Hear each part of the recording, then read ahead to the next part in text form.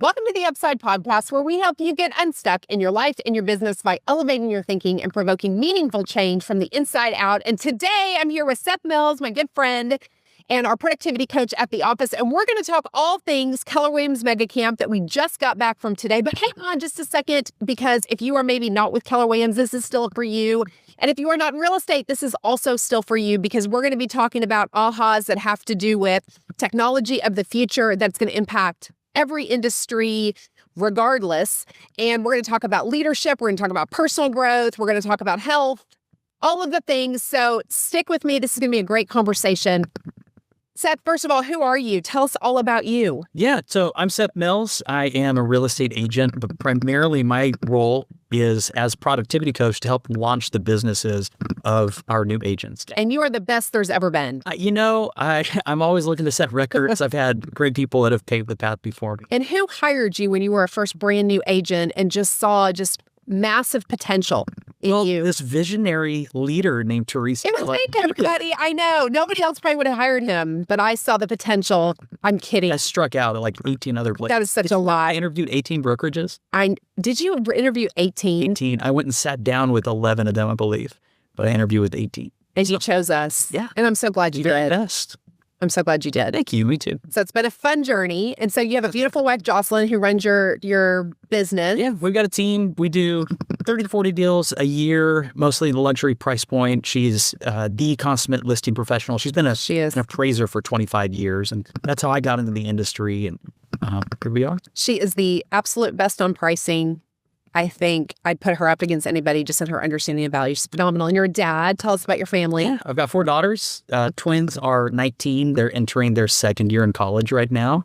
And then I've got a 7th grader and a 4th grader as well. Alyssa just turned 12 and Caitlin turns 10 in October. So we had a speaker at church on Sunday morning, and I've never heard this joke before, but he was talking, he did his introduction, and he was talking about how he has a wife and 3 daughters, and he said, so I'm in women's ministry. And I was like, that is such a great joke. Why have I never heard that before? Pretty accurate. Right? So you're in women's ministry and also in real estate. So, okay. So we just got back literally yesterday. So we are recording this episode the very same week we have been in San Antonio this year, because if you don't know, they're redoing the Austin Convention Center, and apparently they're like bulldozing the thing, and it's going to be 4 years, I think, before we're back in Austin. Total reset. San Antonio was a great venue. It actually was great. I enjoyed it a lot. It was a cool venue. It was easy, just restaurants and all the things. Mm-hmm. So we've been away for a couple days, and the setup for a MegaCamp, the first day we attended an event called the CEO Summit, which, in my opinion, the CEO Summit for both Family Reunion and MegaCamp has been some of the best keynote speakers and content that I have been exposed to. So many people that I'm now following and viewing as thought leaders or people I was introduced to. But the pinnacle, right, of these experiences, I feel, is this, and any one of the speakers would have been a great keynote on their own. It's so true. And then the next 2 days was Gary Keller leading from the stage with market updates. We had panels of top agents, but also had several other keynotes that they sprinkled in. So it was just, in my opinion, some of the most fresh and inspirational content that I've seen at one of these conventions in a long time. So we're going to dive in. We can't discuss it all, obviously, for lack of time. But I want to first talk about the AI conversation, because that was the most dominant theme all the way from the beginning of the CEO Summit all the way through.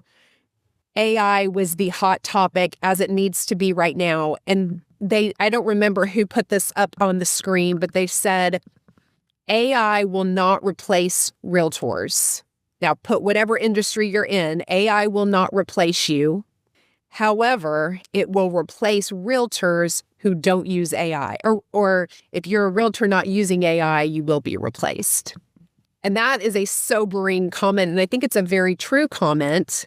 They gave another statistic. 98% believe that AI will significantly impact the future, and 75% are still not confident in using it. So this is the 75% that are going to be replaced if they don't adapt. Man, it is sobering, but I think it's also hopeful, because many of us entering into this phase in business development have felt like 100% of us are going to be replaced. Yeah. And it's nice to know that seeing others kind of leading the way now and across industries, not just in real estate, there's ways to adapt and advance and take giant leaps forward in the market and be I guess the one that defines the way that we operate instead of being the one that adapts to the way that we operate. Yes. And it was said over and over, you're not too late. Meaning if you're not utilizing AI now, or you've just kind of tapped your toes in the water, you're not too late. The time is now, though. Don't wait. Right. The time is now to learn it and to get innovative and to move forward. So Gary Keller put a model on the screen because he's a doodler, if you don't know that. So everything is always drawn out. And one of the simpler models. This might be the triangle from MREA. It is. It is kind of in a triangle form, ladies and gentlemen. There's so many triangles in Keller Williams. So he really said there's two pieces of AI. And the first piece of that is the get stuff done, which I think that's the majority. If you are utilizing AI, majority of people utilizing AI is utilizing it to get stuff done as almost an administrative task assistant. The other side of it, though, is for lead generation. And this is the piece not enough of us are talking about, and certainly not enough are taking action steps around GEO. Tell everybody, what is GEO compared to SEO? Yeah, Generative Search Engine Optimization. So it's the idea of taking search engine optimization, but expanding to understanding that AI is the way that humans are beginning to search.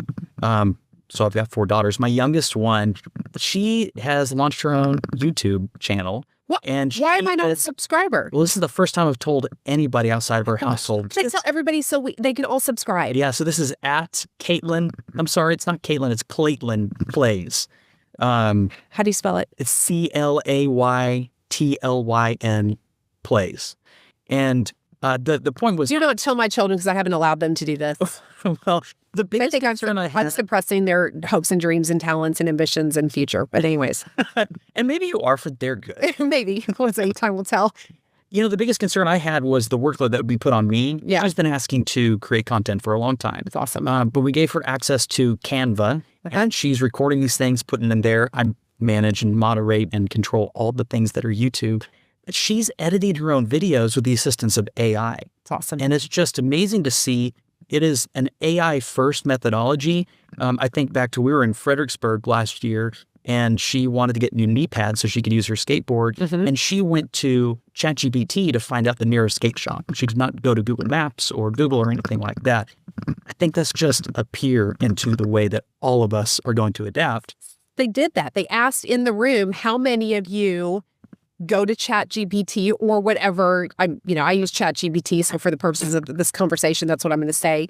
And have asked it a question that you would have previously gone to Google for, and I would say 80-90% of the room hand went up. Mm-hmm. And the way they described the difference was with Google, you ask it a question and it curates information, meaning you say, what is the nearest skate shop to me?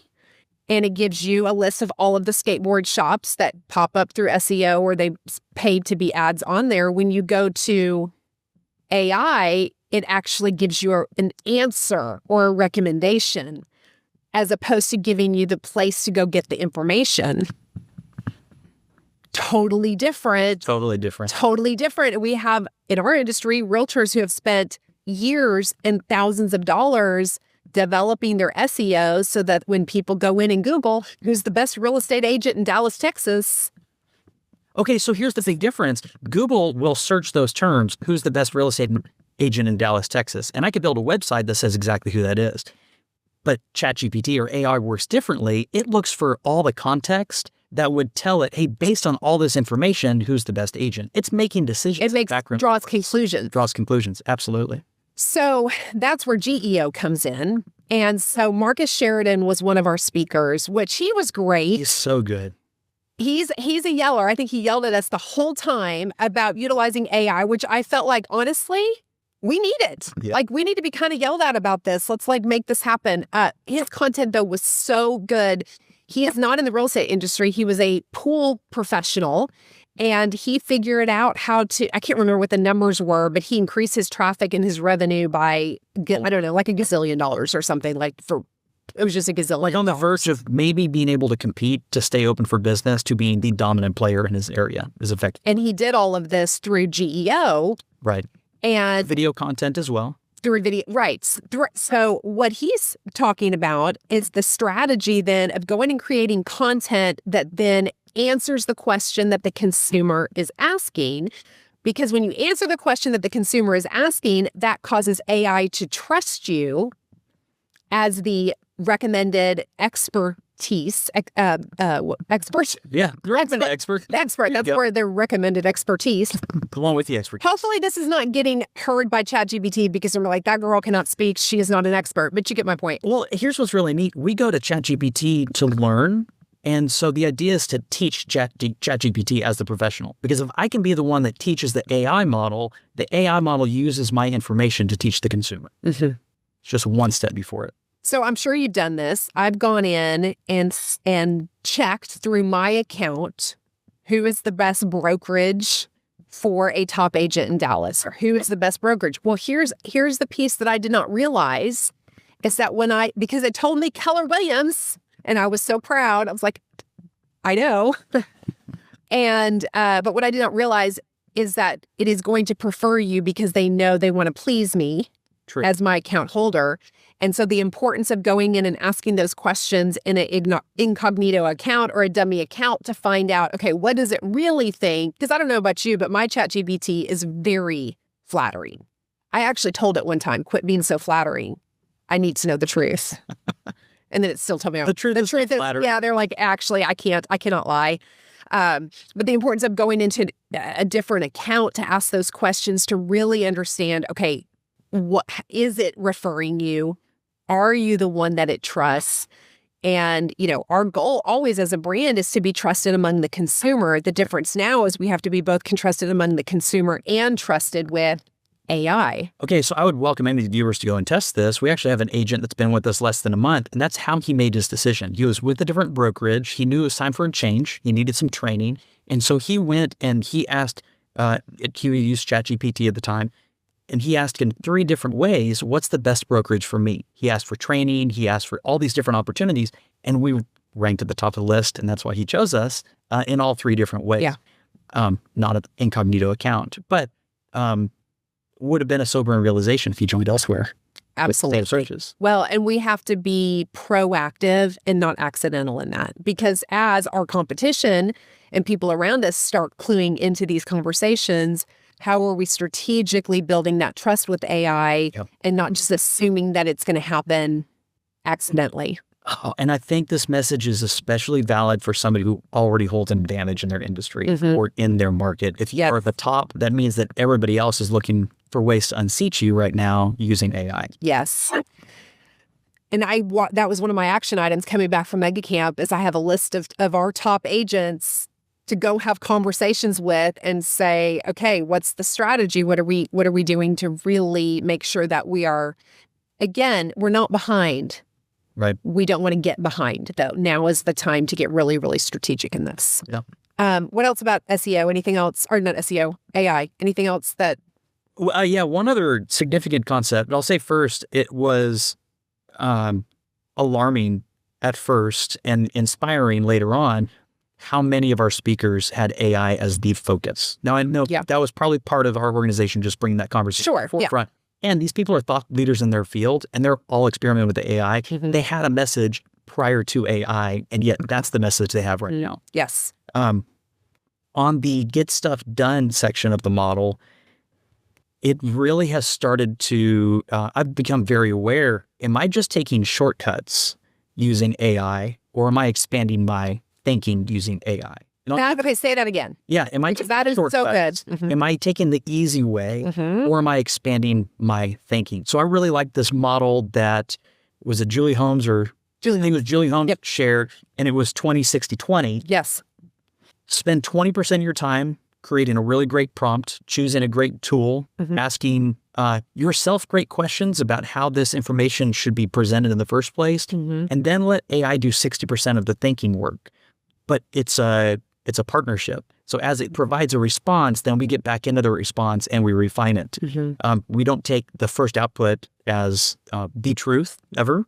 And we look to make it better because we know better, right? So we might as well refine it. And then 20% on the back end in the refining and the making it human once again. So that 20% might be taking the output and making a video out of it instead of copy pasting the hyphens and the cheesy emoticons, that's the word I'm looking for. Just make this, right. So it's the 20% human. So we're reading as a leadership team right now, the book, The AI Driven Leader by Jeff Woods. I would recommend it to anybody who's going on an AI journey. I was really glad I had read that book before MegaCamp because I already walked in having shifted my idea on AI from being really using it with a strategic way of thinking, as opposed to just, here, I've written this, make it better, or asking it to do administrative type tasks. I think Julie Holmes says, think of it as an intern, not as an assistant. Meaning, how is AI a thought partner?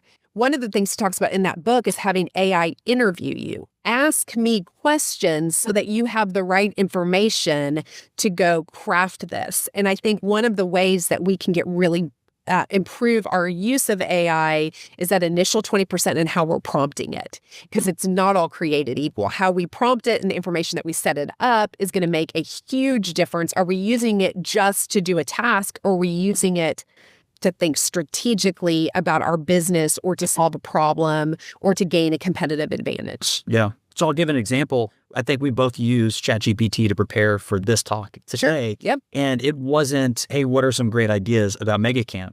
I know I went back through all of my handwritten notes and I just recorded a transcript into ChatGPT just so it understood what I wrote and my thoughts around it and questions I had. And when it was done, I said, draw some themes. What seems to really be impactful to me? Yep. What were my big takeaways? And then what questions did I ask you? What action items did I leave open? What else do you need to know from me in order to have the right context? Yes. We just had a conversation for like an hour and drew some conclusions. And I thought it was really neat, by the way. The very first, or the last chart before all the speakers came up that Gary presented at the CEO Summit was the nations across the world and the top 5 in GDP per capita, and a couple of different health indicators, and how U.S. ranked number 1 in GDP, but then so low in everything else. So I wanted to know, based on all these speakers and what they had to say, the qualitative information that I had fed to chat, and then based upon what ChatGPT can find on the internet, what's special about Japan and Singapore? Like, what do the people of Japan and Singapore know, and how do they operate? That also shows up in all of these thought leaders that are speaking to us. And it brought some brilliant things forward.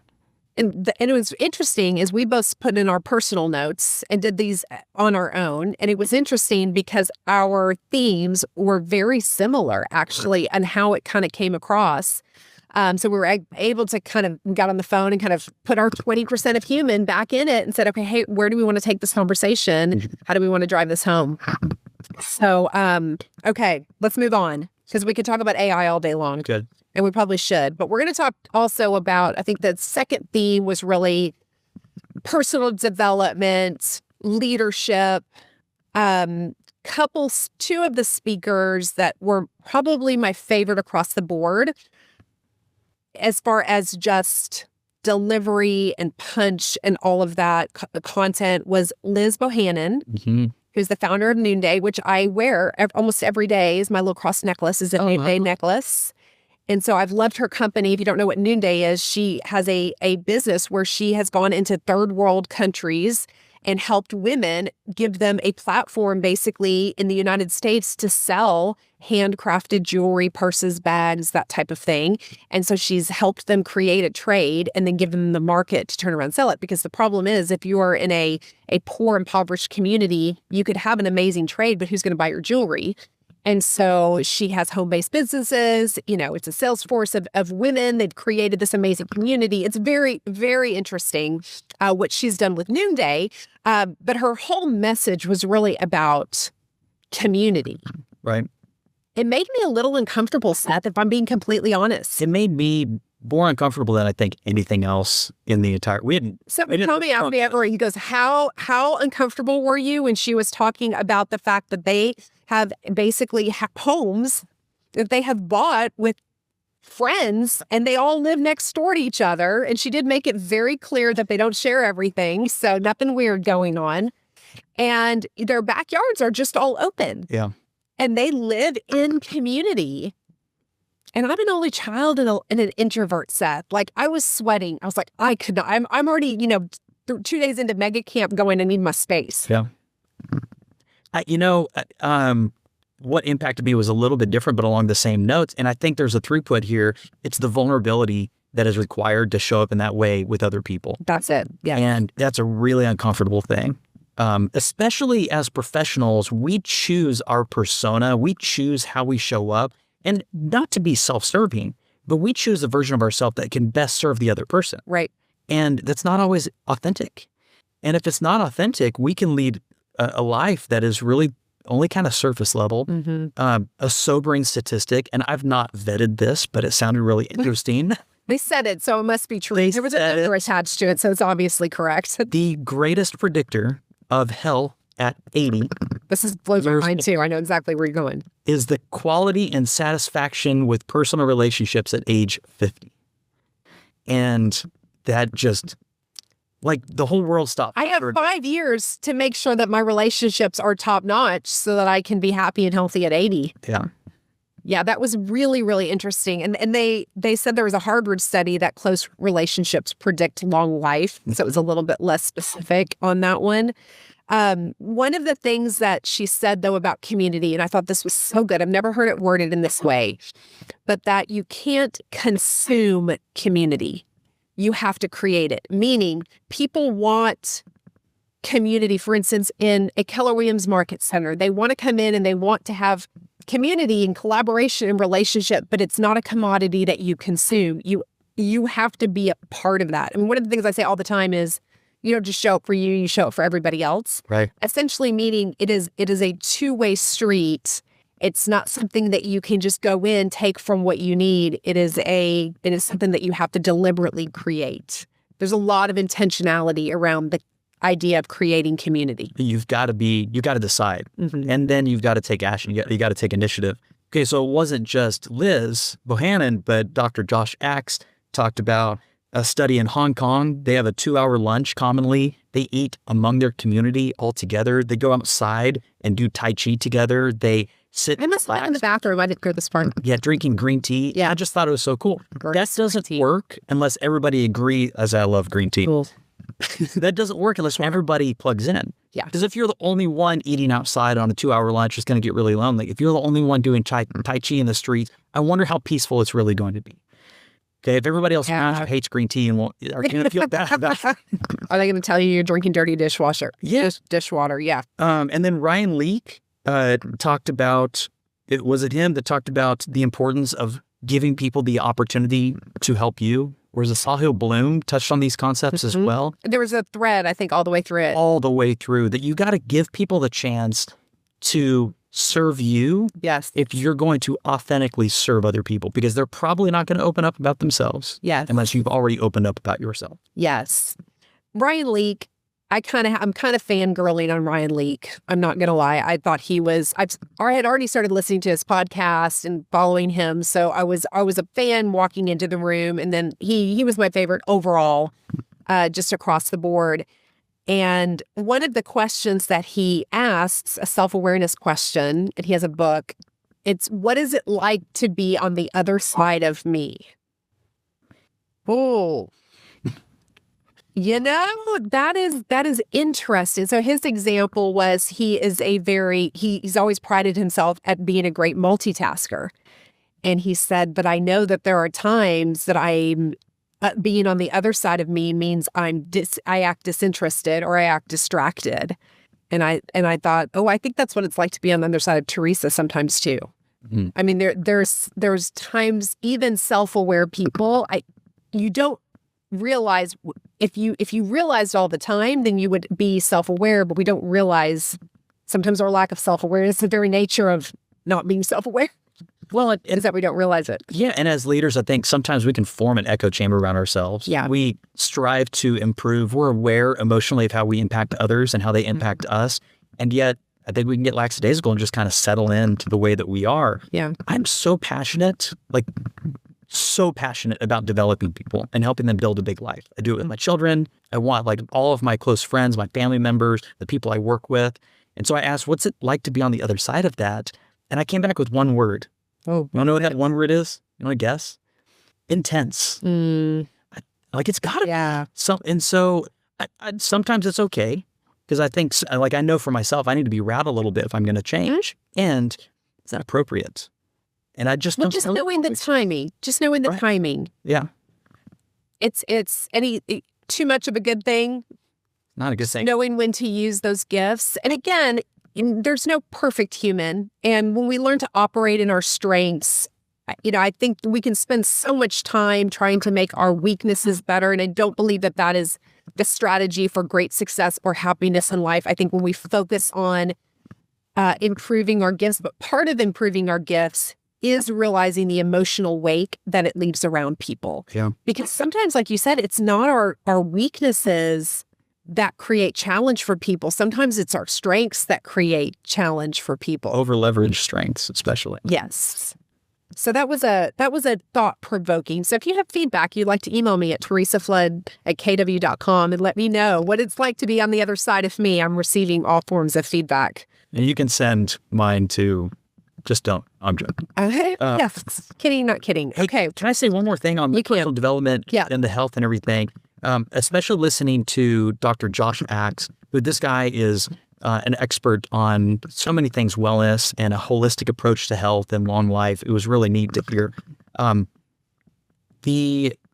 found myself looking for 1 degree, 5 degree shifts because I study this a lot. Like, what are the small things I can do to tweak? How can I improve my diet? And what I found was like a 90 degree or 180 degree shift as well. And I felt like it was so much of it, but just rest and recovery and sleep and making sure to prioritize that stress testing and recovery both are important, but the recovery's got to have the focus. Yes. Because otherwise stress testing is just going to. So I've been following Josh Axe for a while. I had heard him through Dr. Gabrielle Lyons, who was another guest at a CEO summit a couple years ago, and he was on her podcast. And I resonated with him. He's very faith-based. He is hardcore, though. Yeah. I mean, he's not a medicine, like he's not a balanced person. He absolutely believes that you can heal your body by putting it in the right environment and making the right choices. I told Tommy, I said, this guy is very polarizing because he will not allow you to be a victim to your medical chart. He just will not allow you to do that. And whatever diagnosis he believes that your body is designed to heal itself. So it's a very extreme view, I think, in our society a little bit. Yeah. But it causes you to really look at things and say, I'm now looked at it, I go, okay, well, where am I being a victim to my environment? And it doesn't mean that there aren't things, for instance, in genetics or in the toxins in our food. I mean, he talks about those things. They're very much a reason why we as a society struggle with our health. And yet he does not give you an excuse to stay sick or to stay unhealthy or to stay overweight. And everybody's looking for what's that magic supplement or that secret pill I can pop to make everything easier. And so he challenges that mindset a lot of true personal accountability when it comes to your health. That's it right there. It's the personal accountability. This is not a method that you can take and work on somebody else with. It is something that is totally internal. And I think anybody that's been on a significant wellness journey understands it's the sum of many parts that create a whole health in your life, not any one individual thing.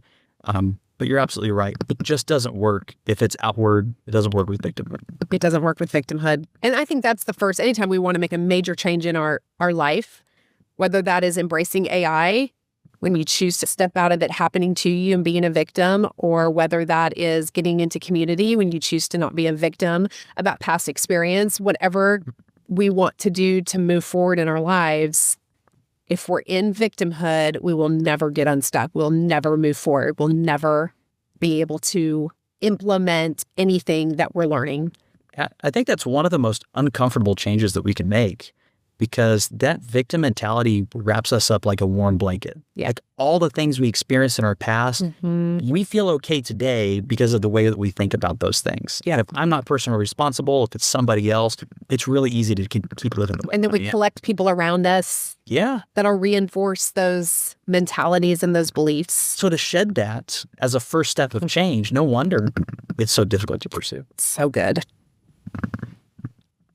What other ahas? Give me like top 2 maybe that we haven't talked about just to wrap us up. What are a couple that maybe that fit within the exact themes? Okay, so Marcus Sheridan, Endless Customers. I just loved this concept, and we didn't have a chance to go deep in it today. I would recommend anybody read or listen to the book. He does not shout in the book. I listened to the whole audio book. I actually didn't mind his shouting, just to be clear. Yeah, it's a little bit easier to consume. I liked it. Bullet pointed lists if he's not. I like energy, so it's good. I like the energy. Yeah, I liked it. I mean, clearly it caused some action. Yeah, I immediately took out. And his book, Endless Customers, is the 3rd iteration of his original framework. So he's not coming up with new ideas. He's just continually revising what originally made him successful. He talks toward the end of the book of why we resist disruption. And I thought this was really fitting because you speak with your podcast listeners all the time about getting unstuck and creating change. So here's what causes us to be stuck in his mind. And he's talking about specifically in developing a different consumer strategy, a different content strategy, or approaching AI with a new mindset. Number 1, loss aversion bias. If it ain't broke, don't fix it. Number 2, organizational inertia. This is how we've always done it. Career risk aversion. What if this fails and we look bad? Success paradox. Why change when we're already profitable? Resource allocation. We can't afford to experiment. Cognitive biases. We're doing it this way, so it must be right. Market myopia. This is how our industry just works. And here's when I read through that, I'm convicted by a couple of them. Yeah. And I think it's this resistance to change that if I were to move in a different direction, maybe I encounter something bad. I don't even know what that bad thing is, but it's my fear of the maybe, which so often is just a falsehood. That if I just move forward, I get to see the positive change that I wish without experiencing any of the maybe unintended outcomes. Yes. Well, and what I think this week showed is that when you surround yourself with like-minded people, you get to go on a journey with other people in these changes. And you don't have to embrace that alone. Surround yourself with people that are forward-moving, that are thinking in the same way. I'll give you Gary Keller. I was in a top team leader mastermind. And so my favorite aha, one of my favorite ahas that he said was that all top teams, he said this multiple times, all top teams have a daily huddle. All top teams have a daily huddle. And you know, at our market center, we have been going 5 years on a daily huddle. Daily, meaning we do it every day. Yep. And we have a daily staff huddle for our leadership team. So we do 2 huddles a day. And I have a daily huddle with my coaching clients even before. You do. There's so many huddles. We're just constantly huddling all the time. But the power of that, and it's because anything that we want to implement, anything we want to do to move forward, it is about daily choices. You go to these conventions and you go to these, it's like a kid going to summer camp for church camp or whatever. You get juiced up, you get excited, you learn, you're just powered up. But the real secret sauce is then when every single day you're taking one more step forward.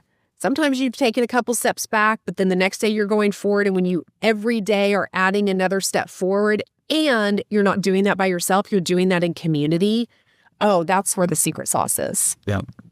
But you're bringing other people with you. Yeah. And they're bringing you forward as well. I love that. Thanks for coming on with me. Thank you for having me. This is such a great conversation. So we're going to drop this episode next Tuesday. And then if anyone is listening and wants to join us at the Market Center on Thursday, we're going to be bringing everybody not everybody that was there. That would be like 4,000 people. We don't have a large enough training room. Everyone from our Market Center that was at MegaCamp, and inviting anyone who wants to come be a part of that conversation to mastermind and to share on these topics. And that'll be happening in our training room Thursday at 1:00. I'll be there. I'll be there too. I love it. All right. Well, thank you so much for tuning in to this week's episode of The Upside. And when you invest every single day in your life and your business, it's going to yield you great returns. Again, Thank you for being an Upsider, and we'll see you next time.